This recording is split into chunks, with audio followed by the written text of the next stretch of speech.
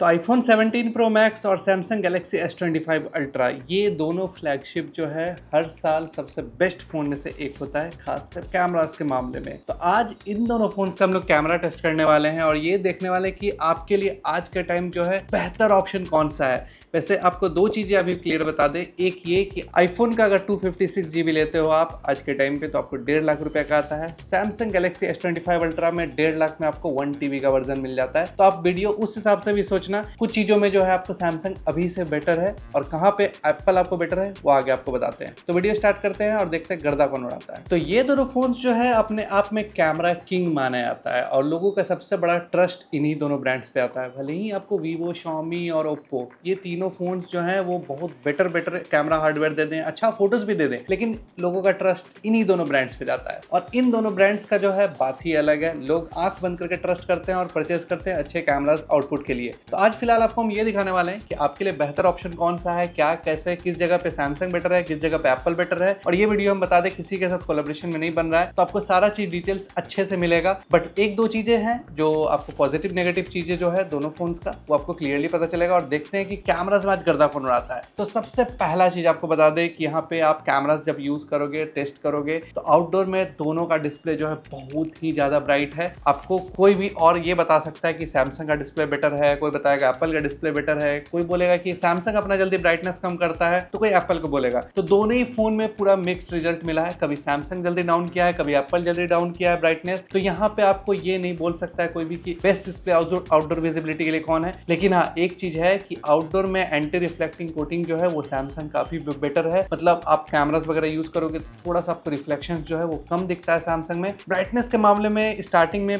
Peak brightness जो है वो सैमसंग का थोड़ा सा बेटर रहता है। तो यहाँ पे थोड़ा सा एडवांटेज आपको सैमसंग के साथ मिलता है, लेकिन ऐसा कुछ मेजर डिफरेंसेस आपको नहीं मिलेगा। और अगर बैटरी का बात करेंगे तो यहाँ पे जो एप्पल है और सैमसंग जो दोनों का ही बैटरी कंजम्पशन ऑलमोस्ट सेम जैसा था। कैमरास टेस्ट करोगे तो बहुत ज्यादा आपको फास्ट बैटरी ड्रेन दोनों ही फोन्स में होता है। दोनों ही फोन में IP68 का सर्टिफिकेशन में कोई भी फोन जो है यहाँ पे 69 सर्टिफाइड नहीं है। जो सैमसंग आपको एडवांटेज मिल जाता है वो बेसिकली ये है कि सैमसंग आपको इस फोन से थोड़ा सस्ता है, थोड़ा क्या बहुत ज्यादा सस्ता है। कहीं ना कहीं आप जुगाड़ करोगे तो ये आपको अभी के टाइम पे 1,10,000 में आराम से मिल जाएगा 256 GB। लेकिन वही एप्पल जो आपको 1.5 लाख से नीचे मिलना मुश्किल है अभी के टाइम में। तो आप बहुत बड़ा अमाउंट पैसा जो है बचा सकते हो। आप लगभग उस प्राइस पे करीब 1 TB वर्जन ट्राई कर सकते हो कि आपको मिल जाएगा सैमसंग का। तो एक बहुत बड़ा प्लस पॉइंट हो जाता है स्टोरेज के मामले में। वही सैमसंग में आपको एक दो चीज और बेटर है, वो ये कि आपको लाइट वेट ज्यादा फील होता है। एप्पल जो थोड़ा हेवियर साइड में ज्यादा है, बट एप्पल में आपको कंपेटेबिलिटी ये सब चीजें जो है ज्यादा बेहतर मिलेगा। सैमसंग में आपको रियर में 4 कैमरास है, एप्पल में आपको 3 कैमरास है। फ्रंट कैमरा जो है एप्पल का इस बार बेटर हुआ है, इंप्रूव हुआ है और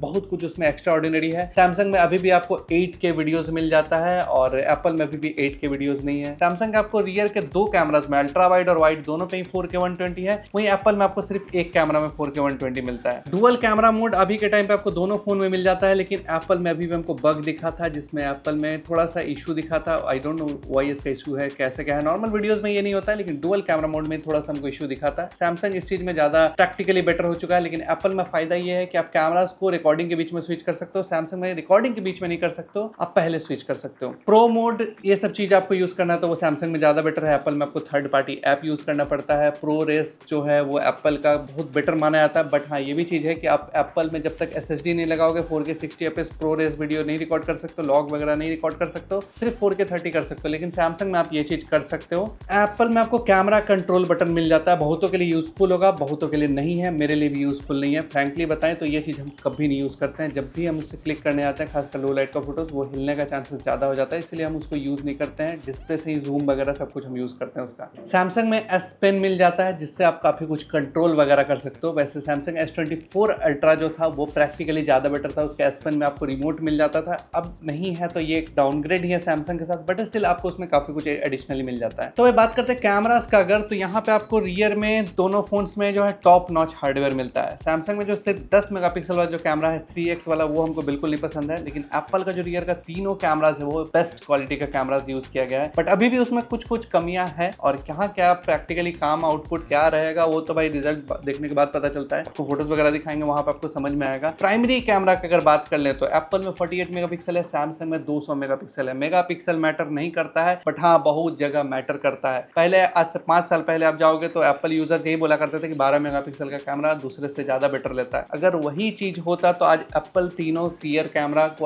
48 क्यों करता है? तो मेगापिक्सल मैटर करता है, पिक्सल बाइंडिंग में, लो लाइट कैपेबिलिटी में, इन सब चीजों में फोन का जो मेगापिक्सल है वो मैटर करता है। हाँ, कैमरा का मेगापिक्सल नहीं मैटर करता है। एप्पल का जो अपर्चर है वो f1.78 है, 1/1.28 इंच का सेंसर है, OIS इसमें मिल जाता है। सैमसंग जो है वो HP2 सेंसर देता है, 1.7 अपर्चर के साथ 1/1.3 इंच का सेंसर। थोड़ा सा सेंसर साइज एप्पल का बेटर है। वैसे दोनों फोन का हम डेडिकेटेड वीडियो जो है बना चुके हैं, नीचे डिस्क्रिप्शन में लिंक है, वहां जाके भी आप देख सकते हो। और इस वीडियो को बनाने में हम लोगों ने जो भी इक्विपमेंट्स यूज किया है वो हम लोग ऑलरेडी प्रोडक्ट टैग में डाल दिए हैं, तो आप वो भी टैग करके देख सकते हो कि हम लोग क्या क्या कैमराज यूज करते हैं, ट्राइपॉड क्या यूज, माइक क्या यूज रहता है। देखिए, कलर चॉइस आपका हो सकता है कि आपको कैसा फोटोज पसंद है। पर्सनली बोले तो सैमसंग जो है कॉन्ट्रास्टी फोटोज देता है और एप्पल जो है थोड़ा ओवर शार्प फोटोज देता है। यहाँ अगर डिटेल्स दिखाएं अगर हम क्रॉप करके, तो सैमसंग बेटर डिटेल्स कैप्चर करता है, खासकर अगेंस्ट द लाइट वाली सिचुएशन में। ऐसे सिचुएशन में सैमसंग का कॉन्ट्रास्टी फोटोज ज़्यादा प्रैक्टिकली बेटर है।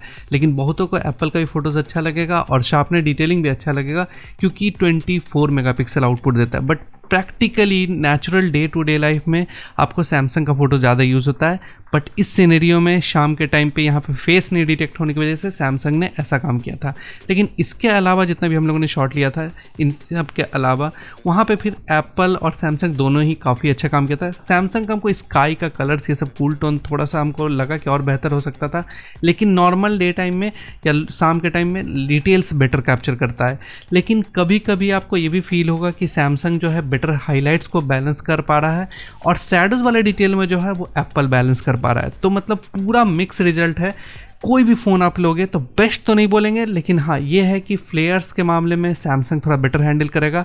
दोनों ही फ़ोन 50-50 वाला सिचुएशन पे रहता है। अल्ट्रा वाइड की अगर बात करें तो एप्पल का 48 मेगापिक्सल का अल्ट्रा वाइड है जो कि मैक्रो सपोर्ट करता है। वहीं सैमसंग में भी 50 मेगापिक्सल का JN3 सेंसर है, वो भी आपको यूज़ करता है, जो कि मैक्रोज में आप यूज़ कर सकते हो। बट प्रैक्टिकली एप्पल का मैक्रो जो है थोड़ा सा ज़्यादा क्लोज जा सकता है सब्जेक्ट के। वैसे तो हम अल्ट्रा वाइड मैक्रो के फैन नहीं है। आप अगर टेलीफोटो मैक्रोज यूज़ करोगे एक बार तो आपको अल्ट्रा वाइड मैक्रो यूज़ करने का बिल्कुल भी मन नहीं करेगा। कुछ वैसा ही मेरे साथ भी हुआ है। जैसे बहुत सारे आजकल ब्रांड्स जो है वो दे रहे हैं टेलीफोटो मैक्रोस, बट इन दोनों ब्रांड्स ने अभी तक नहीं दिया है। आई होप कि फ्यूचर के फोन्स में सैमसंग और एप्पल दोनों टेलीफोटो मैक्रो लेके आए। बट यहाँ पे दोनों का अपर्चर जो है 2.2 है, सेंसर साइज जो है वो सेम है, ऑटो फोकसिंग सेम है। बट एप्पल में एक और एडवांटेज है कि वो वाइडर व्यू आपको ज्यादा देगा। 13 mm का ये वाइडर शॉट्स ले सकता है। वही सैमसंग जो है 0.6x मतलब कि 15 से 16 mm के बीच का फोकल लेंथ जो है वो प्रोवाइड करवाता है। और ये सैमसंग का जो JN3 सेंसर है वो 4K 120 रिकॉर्ड कर सकता है। साथ ही साथ यहाँ पे आप 8K वीडियोस ले सकते हो, लेकिन एप्पल में ये चीज अभी भी नहीं मिलता है। तो यहाँ पे डिटेल्स का जहाँ तक बात करेंगे तो आईफोन का फोटोज जो है थोड़ा सा ओवर शार्प है और सैमसंग अगेन कॉन्ट्रास्टी फोटोज है और बूस्टेड फोटोज ये सब देगा।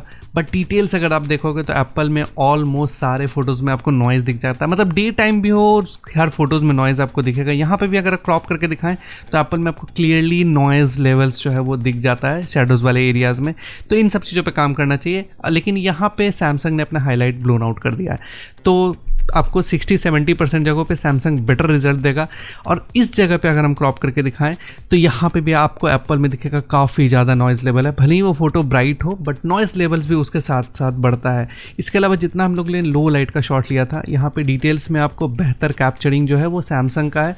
बट हाँ, सैमसंग का कलर्स थोड़ा सा अननेचुरल लगा हमको, थोड़ा ज़्यादा बूस्टेड वाला फील हुआ। बट डिटेल्स बहुत ही बेटर कैप्चर करता है। नॉइस रिडक्शन जो है वो कहीं ज़्यादा बेटर है और यहाँ पे फ्लेयर्स को भी हैंडल बेटर करता है। तो सैमसंग का अगर कलर्स इग्नोर करे तो वो बेहतर है। बाकी सब चीज़ों में यहाँ पे सैमसंग जो है बेहतर रहेगा, सिर्फ कलर्स आपका बेटर नहीं निकल पाता है। तो अगर टेलीफोटो को बात करें तो यहाँ पे एप्पल में सिंगल टेलीफोटो है और इस बार बेसिकली मेगापिक्सल में अपग्रेड हुआ है और ज़्यादा कुछ अपग्रेड नहीं हुआ। बट मेगापिक्सल अपग्रेड भी अपग्रेड ही होता है। अब फोटोज में आपको दिखेगा साइड बाय साइड की क्या डिफरेंस है। एप्पल का 48 मेगापिक्सल कैमरा जो है 2.8 अपर्चर के साथ है, 1/2.55 इंच का ये सेंसर वॉइस के साथ आता है। प्रैक्टिकली ये इंप्रूव तो हुआ है, बट सैमसंग में आपको दो हार्डवेयर मिल जाता है कैमरा में। एक 10 मेगापिक्सल का टेलीफोटो 3x लेंस और एक 50 मेगापिक्सल का टेलीफोटो जो कि 5x लेंस के साथ आता है। तो आपको ज्यादा रेंज मिलता है, ज्यादा प्रैक्टिकली लेंसेज मिल जा रहे हैं, तो थोड़ा कहीं ना कहीं एडवांटेज दे देता है। लेकिन टेलीफोटो में f3.4 अपर्चर जो है सैमसंग का लो लाइट कैपेबिलिटी को थोड़ा कमजोर करता है। एप्पल में आपको 2.8 मिलेगा, तो लो लाइट थोड़ा सा बेहतर आप लोगों को देखने को मिल सकता है। सैमसंग और एप्पल दोनों के अल्ट्रा वाइड को छोड़ के बाकी सारे कैमरास में OIS है, तो आप यहाँ पे इस जगह पे भी OIS का यूज कर सकते हो। और यहाँ पे भी सैमसंग जो है वो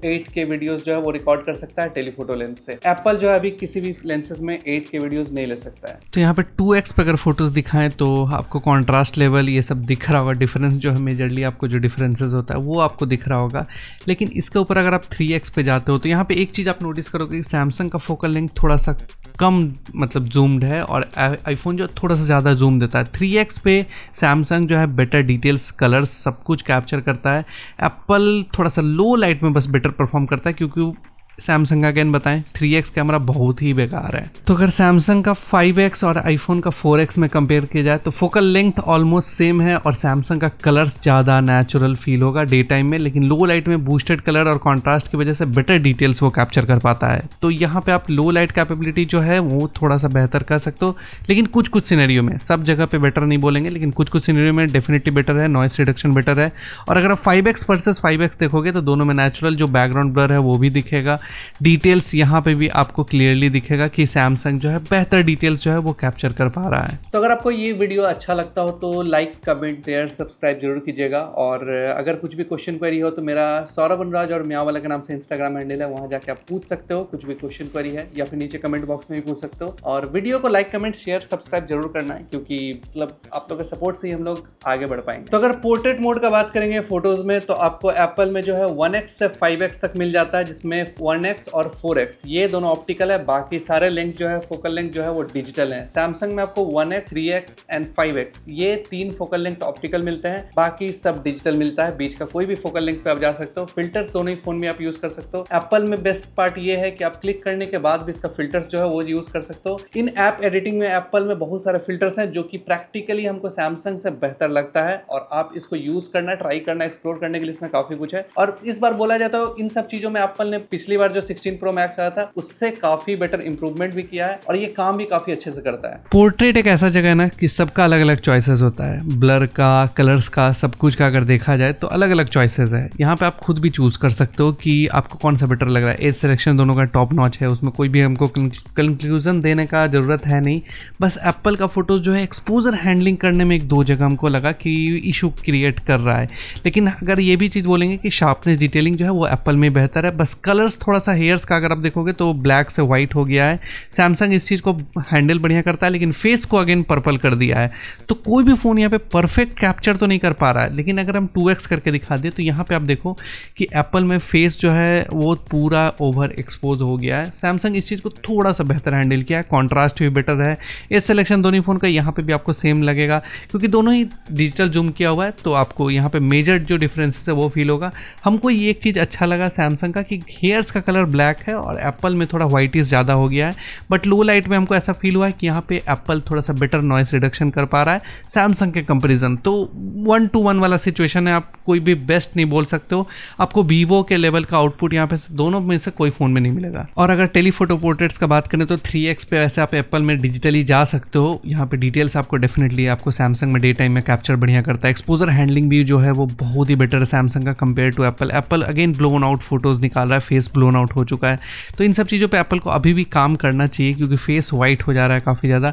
लेकिन लो लाइट में आप जाओगे ना तो यहाँ पे एप्पल बेटर काम करता है, क्योंकि इसका 3x कैमरा जो है बहुत ही बेकार है।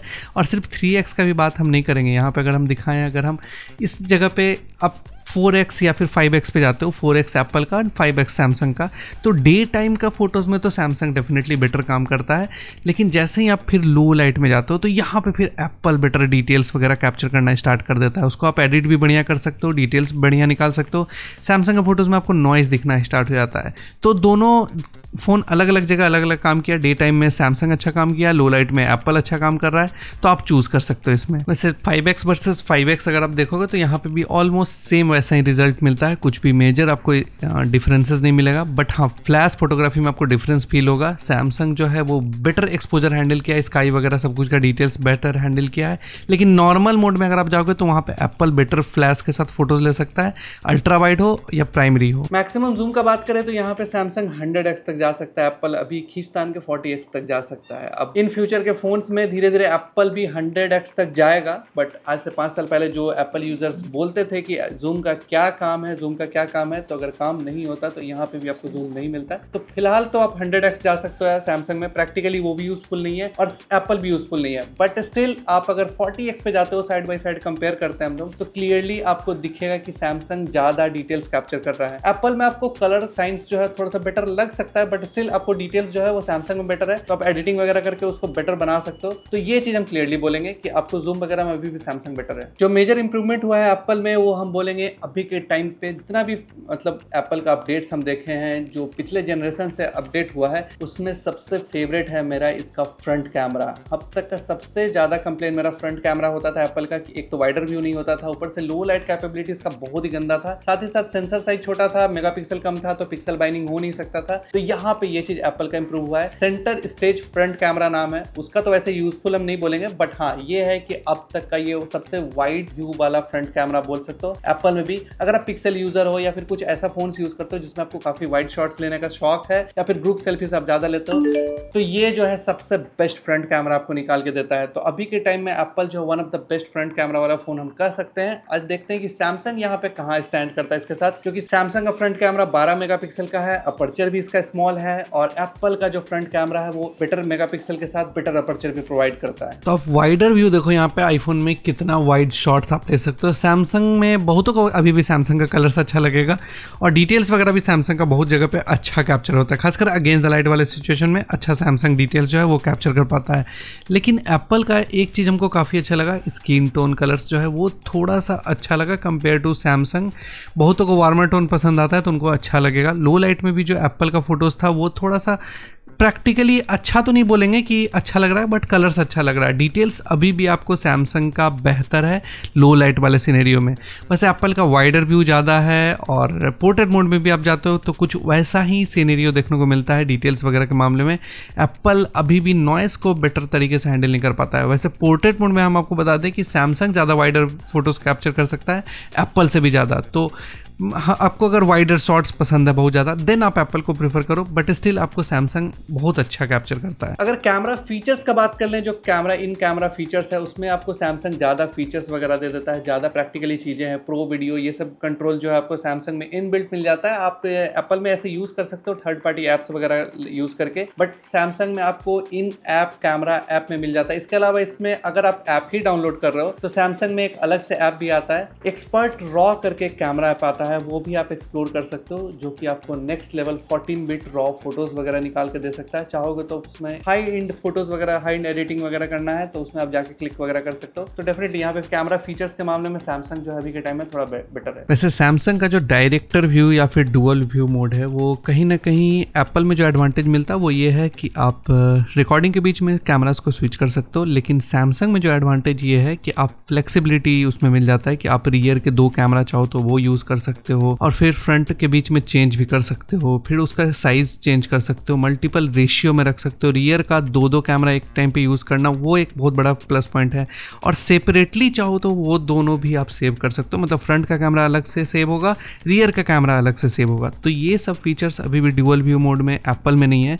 इन सब चीज़ों में थोड़ा सा सैमसंग जो है आगे है, थोड़ा सा नहीं कहीं ज़्यादा आगे है। तो 4K 60 FPS वीडियो, भाई एप्पल जो है वीडियो किंग हमेशा से माना जाता है। स्टेबिलिटी का आप देख सकते हो, वॉकिंग शॉट हम लिए हैं यहाँ पे, वाइड टू अल्ट्रा वाइड में स्विचिंग एप्पल का कितना स्मूथ तरीके से है। एप्पल में HDR 10+ वीडियोस जो है वो थोड़ा सा आप शूट करोगे तो थोड़ा सा विंडोज़ PC में रेंडर करने में इशू वगैरह हो सकता है, बट प्रैक्टिकली अगर आप देखोगे जूम वगैरह करते हो या कोई भी कैमरा स्विच करते हो अगर, तो वो एप्पल में कहीं ज़्यादा स्मूथ तरीके से काम करता है। लेकिन हाँ, दूर के सब्जेक्ट पे, क्लोज वाले सब्जेक्ट पे नहीं। वैसे आप सैमसंग में जो है ज़्यादा जूम वगैरह कर सकते हो।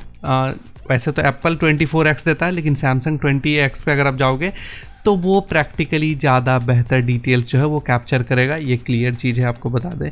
और अगर आप स्किन टोन वगैरह का बात करोगे तो यहाँ पे भी आप देख सकते हो दोनों फ़ोन में जो मेजर जो डिफरेंसेस है। एप्पल का जो डायनेमिक रेंज है वो अब कहीं ना कहीं बोलेंगे कि सैमसंग जो है वो शैडोज़ को भी हैंडल कर रहा है, हाइलाइट्स को भी हैंडल करने की कोशिश कर रहा है 1x पे।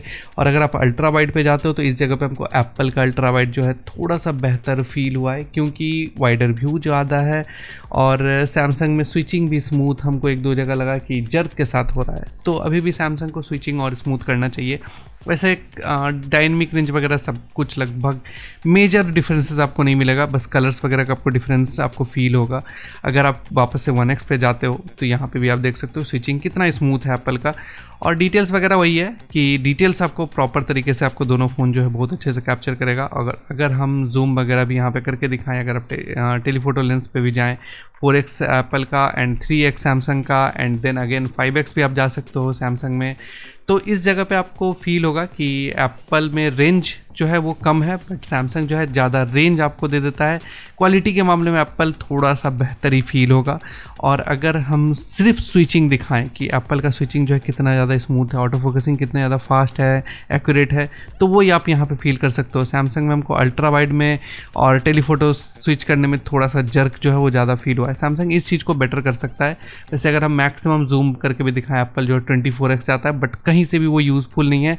डिटेल्स जो है 20x पे अगर आप आते हो तो सैमसंग बेटर डिटेल्स जो है वो कैप्चर करता है। लेकिन लो लाइट एक ऐसा जगह है जहाँ पे एप्पल क्लियरली बीट करता है सैमसंग को, खासकर डार्क में। ये अल्ट्रा वाइड है, यहाँ पे क्लियरली आपका एप्पल जो है 4K 30fps पे बेटर है। इवन 1x पे भी जाएंगे तो एप्पल बेटर डिटेल्स जो है वो कैप्चर करता है। इवन जो क्लाउड्स है वो आप देखोगे तो एप्पल में बेटर कैप्चर्ड आपको दिख जाएगा, पेड़ का डिटेल्स वगैरह दिख जाएगा। सैमसंग जो है ग्रीन को थोड़ा सा ज़्यादा ग्रीन कर दिया है। और अगर टेलीफोटो पे जाएं तो यहाँ पे आपको क्लियरली एप्पल जो है बीट कर देता है सैमसंग को। मतलब लो लाइट में क्लियरली आप बोल सकते हो, डे टाइम में तो बहुत जगहों पे सैमसंग ने अच्छा काम किया था, बट क्लियरली इस जगह पे आप कह सकते हो लो लाइट में कि आपको एप्पल जो है बेटर रिजल्ट देगा। बस हाँ, 3x पे आप सैमसंग में जाते हो तो वहाँ पे आपको जो 3x लेंस है वो थोड़ा सा कम किया है।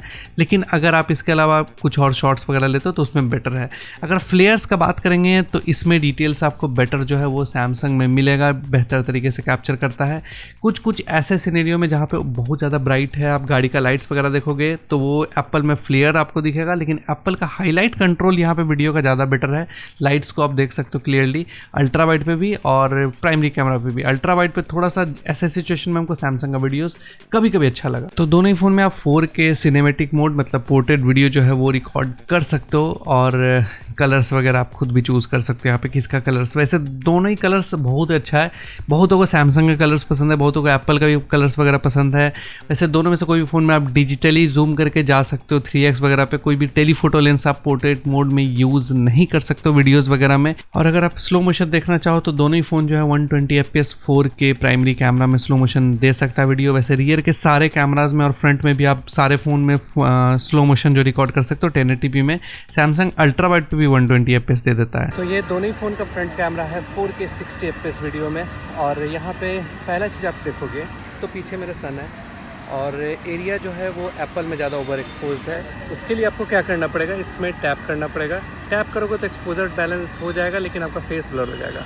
अब फेस पे टैप करोगे तो वो एरिया ब्लोन आउट हो जाता है। तो यहाँ पे थोड़ा सा डायनेमिक रेंज जो है वो आपको सैमसंग में बेटर मिलता है, लेकिन वाइडर व्यू और ऑडियो क्वालिटी ये एप्पल का थोड़ा सा बेटर है। वाइडर व्यू के चलते डेफिनेटली हम एप्पल को चूज़ करेंगे। और डायनेमिक रेंज यहाँ पे थोड़ा सा सैमसंग का वेल बैलेंस्ड है। सैमसंग कूल टोन ज़्यादा रखेगा, एप्पल वार्म टोन ज़्यादा रखेगा। और सैमसंग में एक और फीचर है कि आप रिकॉर्डिंग के बीच में रियर पे जा सकते हो बिना स्टॉप किए हुए। तो ये सैमसंग का बहुत बड़ा फीचर हो जाता है। तो जो सैमसंग का सबसे बड़ा फीचर है कि आप रिकॉर्डिंग कर रहे हो बिना स्टॉप किए, wide, ultra wide, 1x, 3x, 5x सब पे जा सकते हो। एप्पल में ये चीज़ नहीं कर सकते हो। वापस फ्रंट कैमरा में आ सकते हो। ये फीचर सैमसंग का बहुत बड़ा फीचर है। वैसे डुअल व्यू मोड अब दोनों ही फ़ोन में आ चुका है। एप्पल में अभी भी ग्लिच है इसमें, तो ये चीज़ आप ध्यान रखना। तो ये दोनों ही फ़ोन का फ्रंट कैमरा है लो लाइट में 4K 30fps पे। यहाँ पे क्लियरली हम मेंशन कर सकते हैं कि एप्पल जो है बेटर एल्गोरिदम के साथ बेटर शार्पनेस, डिटेल्स वगैरह दे रहा है। नॉइस रिडक्शन जो है वो सैमसंग का थोड़ा एग्रेसिवली काम कर रहा है, जिसकी वजह से डिटेल्स जो है वो कम है। वाइडर व्यू भी एप्पल का थोड़ा सा आपको ज़्यादा मिल जाएगा, डिटेल्स भी ज़्यादा बेटर मिल जाएगा। तो मतलब लो लाइट में एप्पल ने बहुत बेटर इंप्रूवमेंट किया, खासकर इस फ्रंट कैमरा में भी। डुअल व्यू मोड जो है अभी दोनों फ़ोन्स में है, लेकिन एप्पल में जो ग्लिच है वो ये है कि 1x पे कभी कोई जाने पे वो ग्लिच करने लगता है। बट बाकी सब चीज़ एप्पल का यहाँ पे बढ़िया ये है कि आप कैमरास को स्विच कर सकते हो। सैमसंग में कैमरास रिकॉर्डिंग के बीच में स्विच नहीं कर सकते हो इस डुअल व्यू मोड में।